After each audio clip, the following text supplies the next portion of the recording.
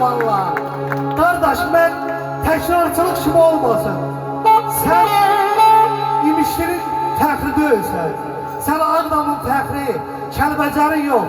Bütün o taylı bu taylı Azərbaycanın sənsən.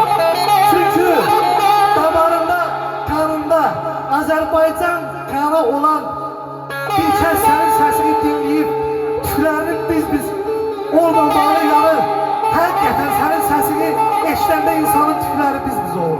Yaşa, sesini hemşe bak bir elimizin, obamızın meclislerinden gelsin. Değil ayağına, yabancı yanıma düştüm. Her şeyimiz canlı eser elleri. Ne hekim, ne olman eğer sen olsa sıralar ayrımı keser elleri. Öz ömrümü talansa eynine gelmez. Ayağına, Rakif'i gemini görsen dodağın gülmez. Bilirəm qocalık əsəyə bilməz. Əsəyə iktidardan əsər elləri.